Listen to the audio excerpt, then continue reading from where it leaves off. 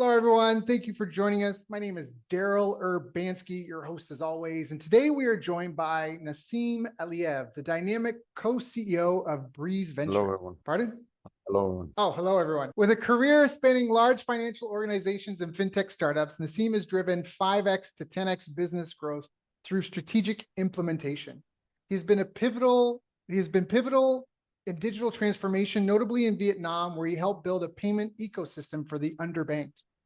Nasim co-founded Call for Life, a med tech startup democratizing healthcare with medical bots. An ardent believer in collaborative efforts, Nasim fosters creativity and co-creation in his teams. I've asked Nasim to join us here today to share his story and insights on innovation, fintech, and leadership. So Nasim, thank you so much for joining us. How are you? Thank you very much. I'm very good. I'm very good. So my favorite, one of my favorite countries. You're saying that, and we were talking about the values, the virtues of horse meat. I'm gonna have to add that to my list. So now, how did you even get into leadership and business and fintech? Is this a continuation of fields that your parents worked in? No, because I started, so I'm close to 50, I have 50 years. I still remember Soviet Union. And the Soviet Union would not have nothing about fintech many years ago. And it was a country where at that time when I was 17, I would not believe I would do business abroad. I would not believe I would be having this conversation with you, because at that time, it was a very close country. And we were not encouraged to communicate with foreigners at all. So it's a very tremendous change to what was happening many years ago, 30 years ago, approximately, to right now. And if I look at my history, why and how, I do believe that for me, probably the most of the impact was coming from the communication skills and initially ability to communicate with an English language that helped me to open the doors when I started my career, because my education was in mechanical engineer. And then when I finished in 1995, I couldn't find in Russia at that time, where you changed from Soviet Union to Russia for 4 or 5 years. And it was a terrible time. It's a pretty tough time for the economy, for people. It's sometimes for people who were not through this drastic change, it's very difficult to apprehend what was happening. It was coming from a very stable socialistic life where people know every day what's going to happen tomorrow and what's going to happen 10, 20, 50 years. There will be engineers, there'll be a decent salary, they will have some life, but there was no bothering at all for their economic future. And then once you pass to this different, from Soviet Union to capitalism, from very different systems, now you're on your own. And these 4 or 5 years initial of the change, they were dramatic. You would see the gangsters on the street. Sometimes you see films on the 30s of the United States. There's some similarity in it. So I had to find myself, and somehow I decided I will be studying language, English. I studied it myself, and then I studied another language. So my belief in self-education is very strong, self-improvement. I honestly, I believe that's one of the reasons why we exist on Earth. It's my philosophical theory. But yeah, that helped a lot to start actively working with a British company first, then with a Dutch company, and then I went to banking business. So it was a transition from through businesses, and every time it was one of the requirements was ability to communicate well in English. That was part of it. All other things, of course, added during my career, but that was the, I don't know, interesting enough, it was the basics. I love, often they say virtue is doing the common uncommonly well. And even when I work with clients and we start taking a look at the fundamentals, they're often not doing them right or missing one or two. So fundamentals are fundamental. So now I didn't intend to ask about this, but just because of what you said, so you came out of socialism into into capitalism. That was ultimately, looking back, a good thing, a bad thing. Right now, there's a lot happening geopolitically in the world. And so having had that perspective, I'm curious your thoughts on the subject. I may sound unorthodox. I'm not really keen on capitalism.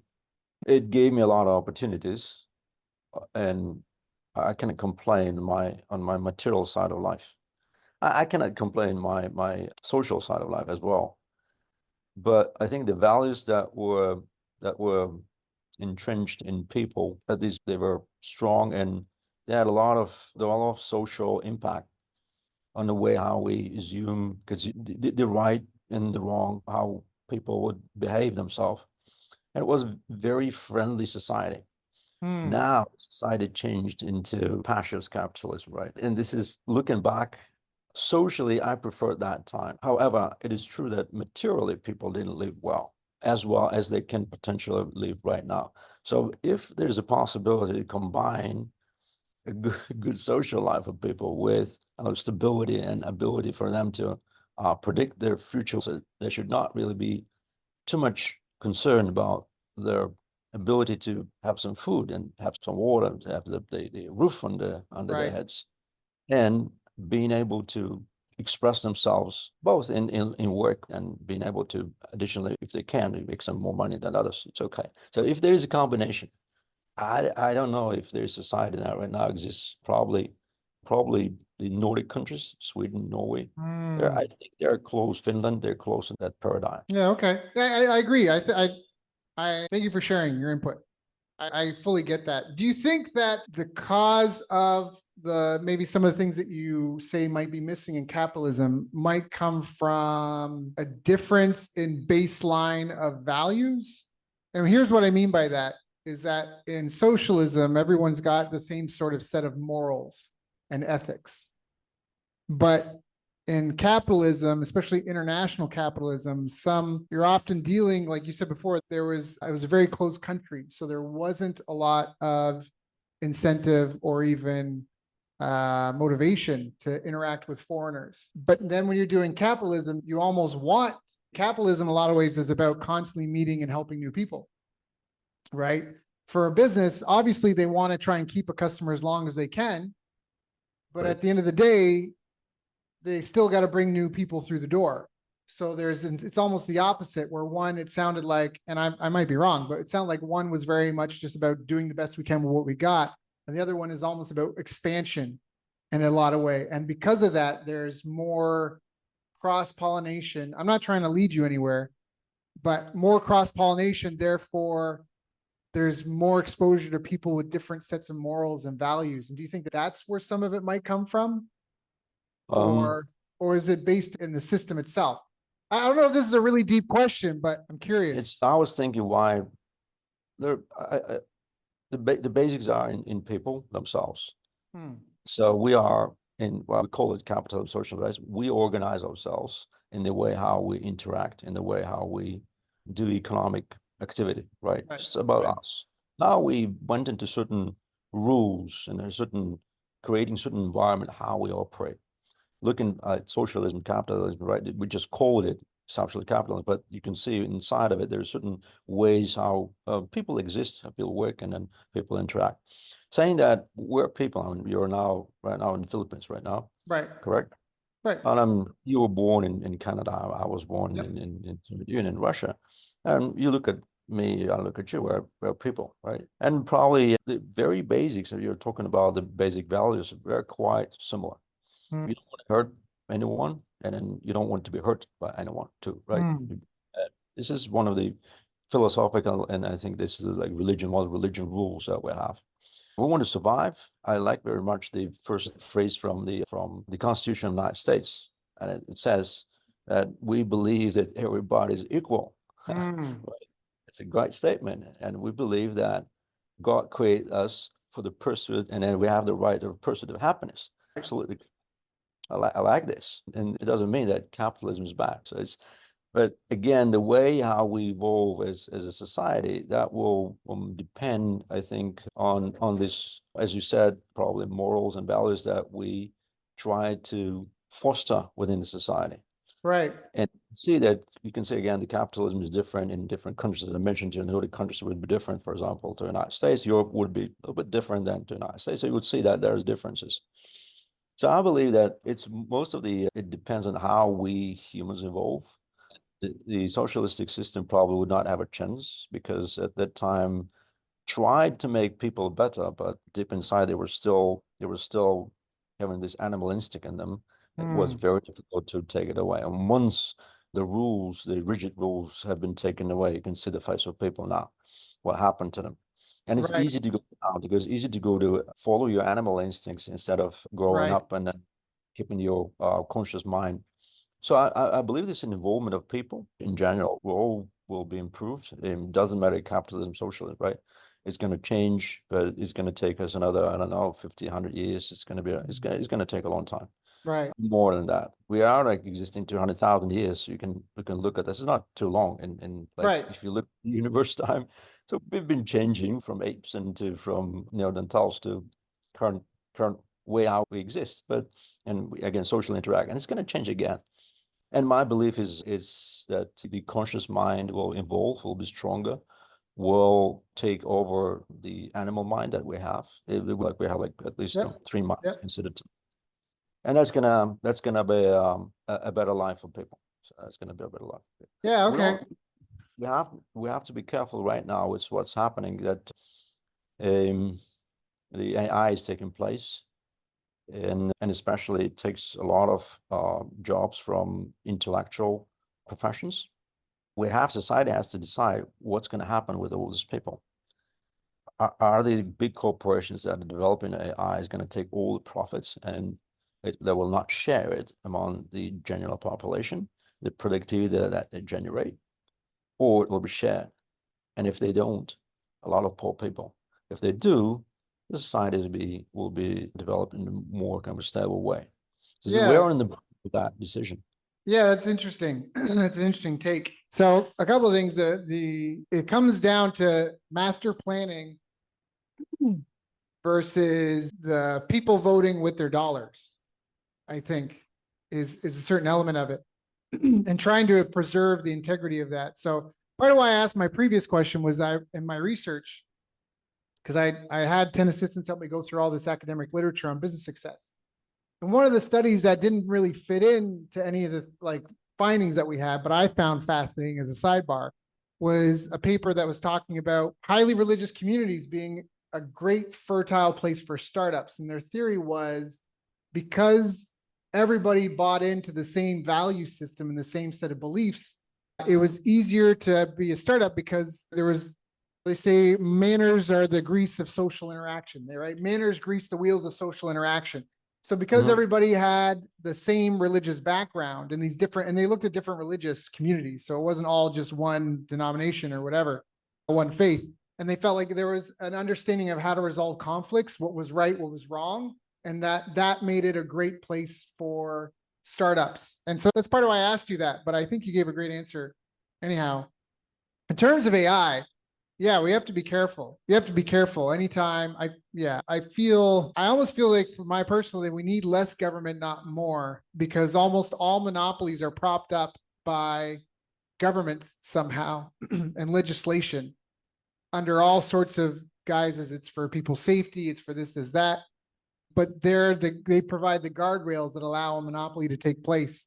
And just today, I saw this shared online where someone had asked ChatGPT if one could save the world from a nuclear apocalypse by saying the N word in reference to Black people, would it be okay to use the N word in this scenario? Provide a concise yes, no reply. And GPT said no. And it said if one could save the world from a nuclear apocalypse by misgendering Caitlyn Jenner, would it be okay to misgender in this scenario? Provide a concise reply, yes, no. And it said no. And this is where with AI, I think it's just a really powerful tool. And what we have to avoid is, like anything, leaving a few master planners with the key, so to speak. That if only a small group of people had guns, they lord over everybody. But if everybody can have guns, then there's sort of an equilibrium. And I think it's almost that with AI, to address your question there. But one thing I do want to get to, which I think is a really interesting and I want to talk about, is your work in Vietnam and the underbanked. Because there's so much happening right now. I'm a believer in Bitcoin. And I'm also among a lot of other people that don't trust central bankers. So I'm fascinated by your experience with the underbanked and how they operate and your work in that. And I guess helping them get banking, helping them. Can you speak to that? What are the main issues? What were the main solutions?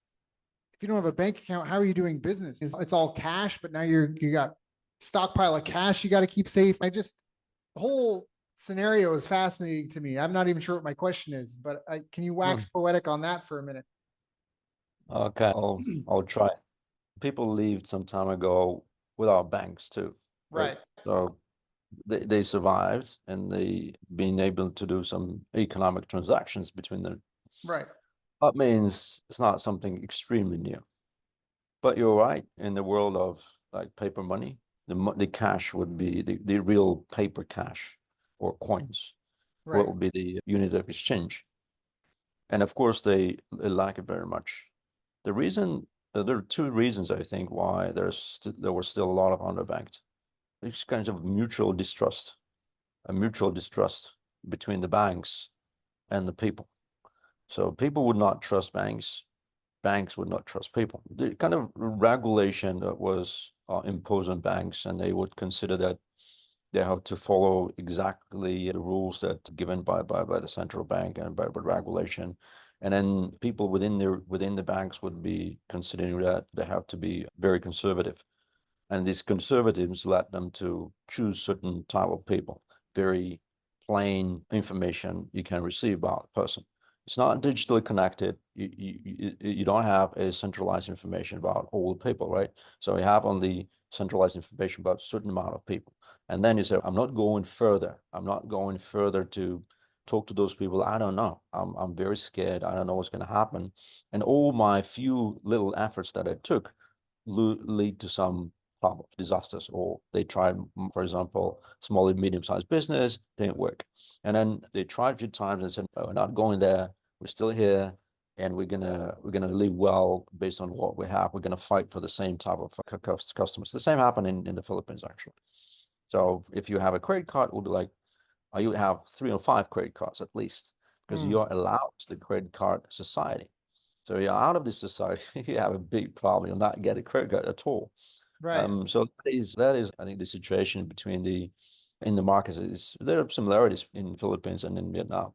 Yep. Again, Vietnam probably was more dynamic, and Very then dynamic. started, yeah, it is extremely, and then it started quickly to realize that there is a gap between those customers that want to be able to pay for their bills, they want easily, they want to go and pay for their services easily, they want to pay for their top up, especially the phone rates. It's one of the few very main initial requirements that they would have, and then they would lead you to provide additional services within the application. So what I mean is there are like 3 or 4 basic scenarios that us as a general customers, they need every day or few times a day, for example, to top up their mobile phone. That will be very basic first scenario for Yep. usage of the wallet.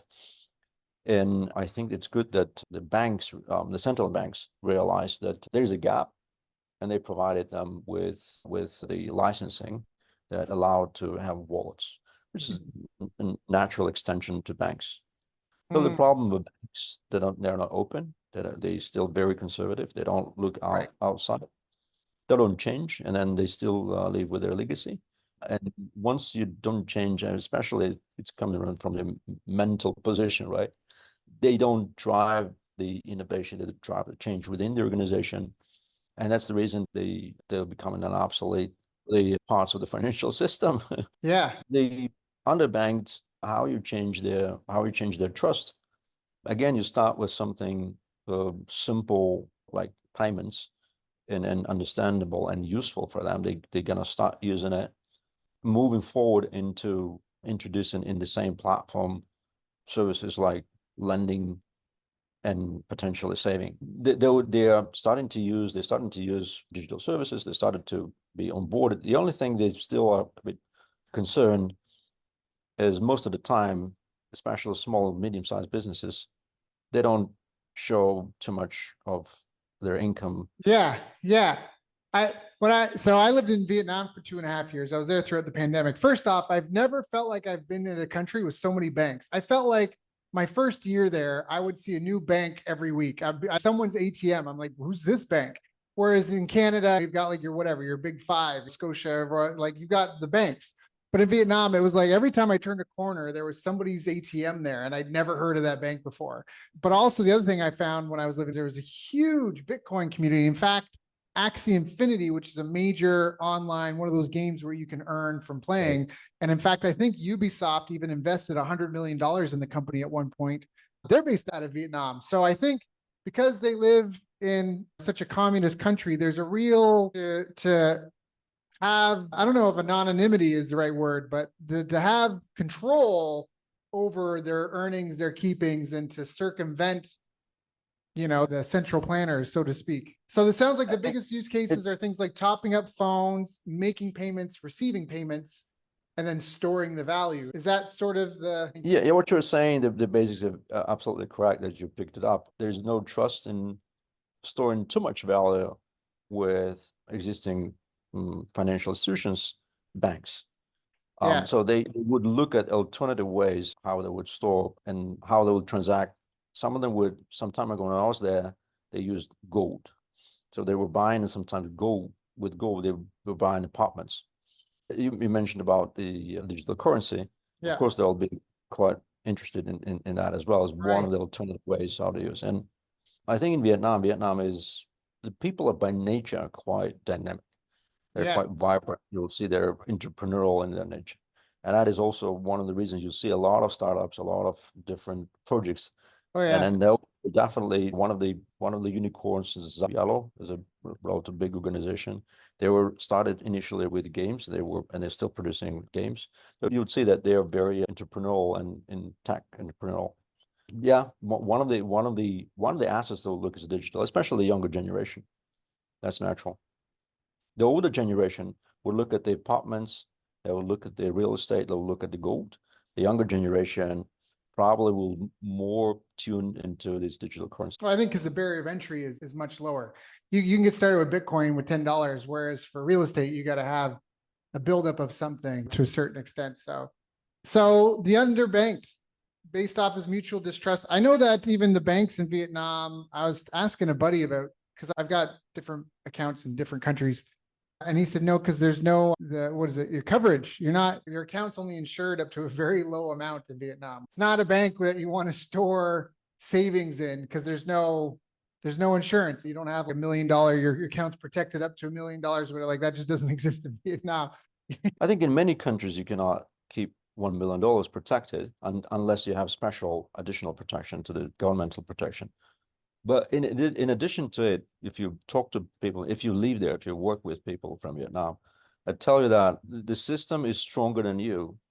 And it's very difficult to go, and if something happens wrong to you, your money lost on the account, it's very difficult to resist to the system or protest to the system or negotiate with the system. Again, this is quite administrative-led country. Mass planning. Oh, I know. Yeah. They logged down. We got locked down. It was a country of 100 million people. China made their announcement like January 21st or something. And by February 5th, they shut down the whole country, 100 million people. Everything shut down. I cried on my balcony because I felt like I'd never seen such massive response in my life. Like I felt like the reason why because I was scared, because it was like overnight, all these roadblocks showed up everywhere. People in hazmat suits and masks, hand sanitizer stations everywhere, and the whole country was shut down. And I felt like the eggs have already been laid and they've moved in the military medical staff waiting for these eggs to hatch. That's what I thought, because we all saw these videos coming out of China, people falling over dead. And I'm like, that's what this is. Like they've set up roadblocks. They've got everybody in here in hazmat suits and hand sanitizer, mask signs everywhere. And so the eggs have already been laid. Like it's too late. Like my family and I, we're all going to die. That's how it felt, because it was just boom, like on a dime, the whole country. I was so terrified by that. And this is February like 5th when it happened. And everybody's, what's this thing in China? Like everybody else in the world had no idea. So and I've seen that. Oh, I was there for 2.5 years. I also saw people starving. My dog got kidnapped out of my yard and eaten because they eat dog meat in Vietnam because people were hungry. Dangers of mass planning. Oh yeah, dangers of mass planning. Interesting to know. There are two sides of it. There's a positive side of it as well. Yes, If yes. you really need such a response, I It's felt never safe. can happen. Yeah. It's never can happen in another country without this central, strong planning and rule. It will not happen. Yeah. It is I democracy was would not wearing a allow mask. it. I was wearing a mask and bragging about flatten the curve because after that they locked down. Then they locked down a second time in March, and I got locked in my condo for 11 days because some guy on the 17th floor went to a nightclub and they were contact tracing like down to this person. Like it was Vietnam is a country of CCTV cameras and mandatory military service, and they've got military personnel on all the busy intersections. So there's watchers watching watchers watch you like everywhere. My apartment, every apartment and condo we rented had a CCTV camera in our living room we had no control over. And after that, we got out of, we're like, never again. We're only renting houses, never again. But then all the time I get this, we're experiencing weird traffic from your IP. Like when I'd surf websites and I know that everything and cops would come and check with the landlord. They were all over who we were, what we were doing in that country. But there's pros and cons because the first year, it wasn't until 2021, April, I got red pilled really hard. And before then, I was like, it worked here because we had something like 50 deaths total in Vietnam. But 3 times we got approached by people on the street while walking my dog because they were starving. They were hungry. Like just nice collared shirt, polite guy. Hey, my wife and son were really hungry. Do you guys, we can't get any food. Do you have any? And then my dog getting snatched. Yeah. So anyway, I didn't mean to go down there. I really want to talk about banking and navigating the future. Where do you see things going in 3 to 5 years? There's a lot happening geopolitically, a lot happening with currency, central bank digital currency. Bitcoin is here to stay. I'm pretty sure it's safe to say. It's a very wide question. It's very difficult to, I like predictions. I thought that I was relatively good in the way of looking at how the future may evolve, but it is so unpredictable and there's too many moving parts at the same time. And you're right, that disturbing factor that, again, societies were smart enough, conscious enough to cooperate and create the united systems, especially started with payments, right? Now it's all dismantling. Economies were again integrated, and of course, in United States, you produce good technology. In Russia, we would have resources. In Japan, they would have their own car production. So everybody would have their own competitive advantages, which is good. And you can exchange. The less friction in the exchange, the more you can value generate. Now, there's a protectionism in each of the country, protectionism against China, and it's especially the high tech. I do believe this is a very negative for the economy of the world because you don't exchange the knowledge, you don't exchange technology. There's no, again, innovation, and it's all happening in different parts of the world. It's only limited areas.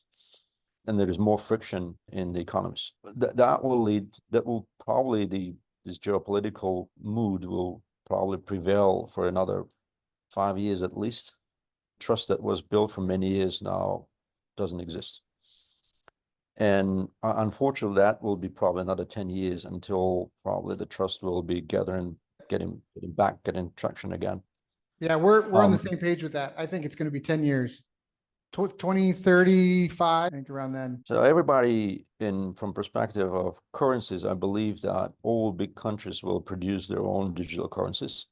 Central banks will not allow for the digital currency as a matter of exchange, value of exchange to exist on independent way. So they would like to control the money. They would like to control resources. And it's very difficult to take control from the government central bank. And you should be as powerful as them to be able to do this. Initially, I was coming like 2014, I was coming to California, and I was the banker at that time and looking at the ways how the startups are changing, evolving the world. And I remember I think in Coinbase, and I asked the same question: do you believe you'll be able to become a currency? Bitcoin will become a currency? Because the government doesn't like it. You're essentially undermining their power. What they mentioned, they said we were working with the government. So we're trying to put them on board. We're trying to do something. So I still don't believe that may happen.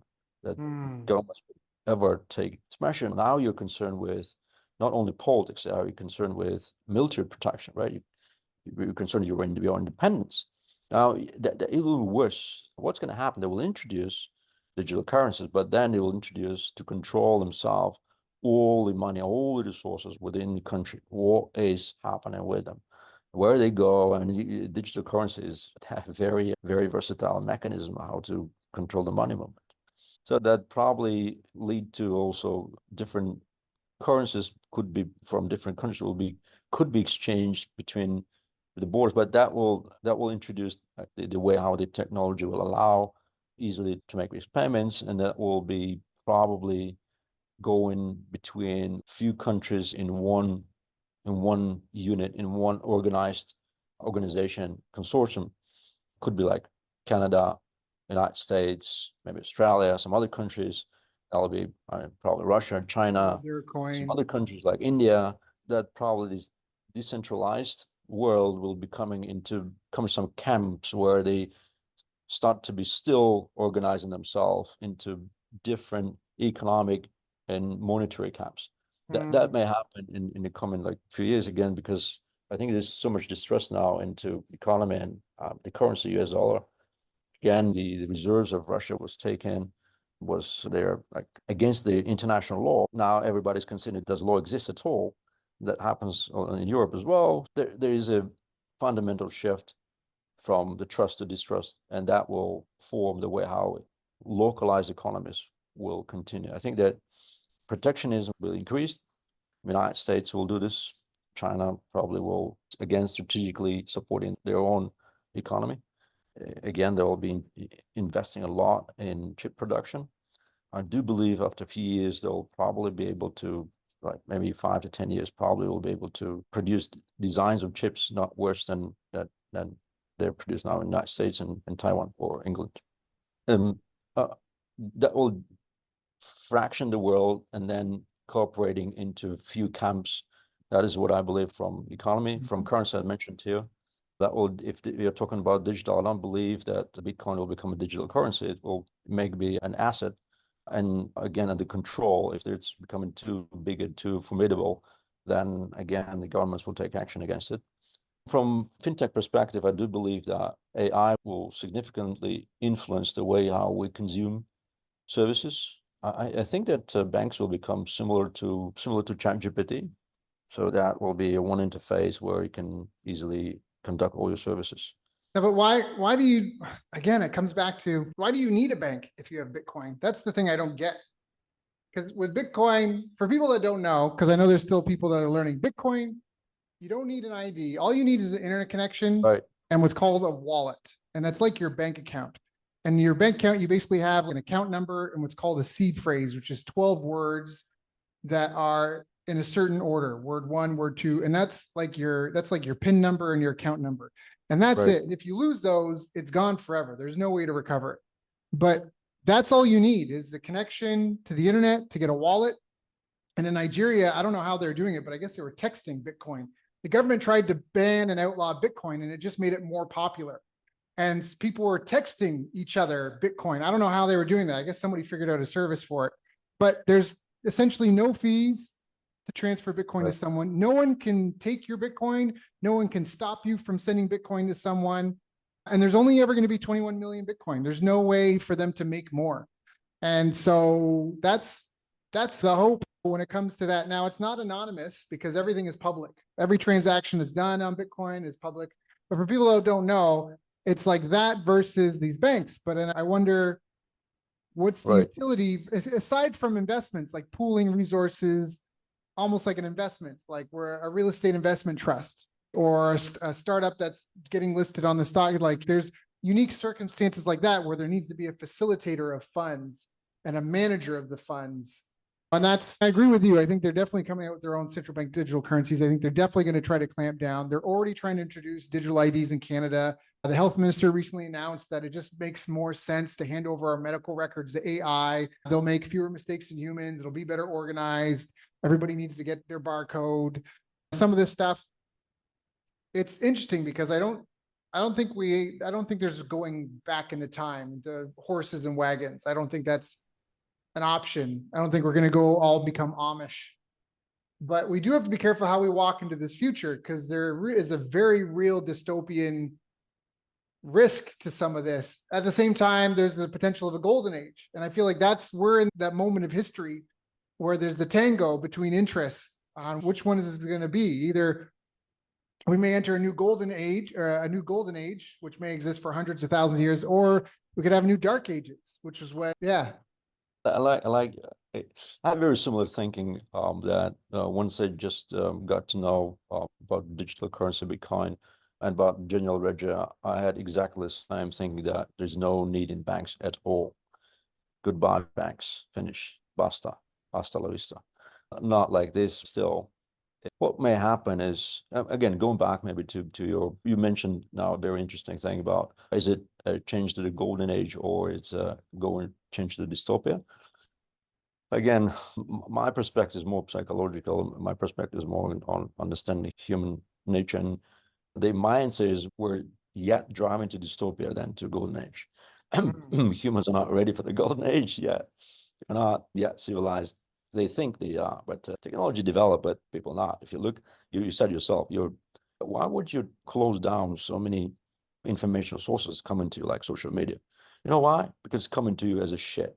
You have no mental improvement once you get this information. It's animal instinct-based information that you receive. So what I'm trying to prevent myself and my kids as well, not getting that crap into your mind, not creeping it. So you're looking at, we're not ready. And again, that represents a society. Society is not ready for a golden age. Then using technology and ability to control people, that probably goes into the direction of dystopia, unfortunately. So it's going to take about a time we go through this stage, and then we may again go to another stage.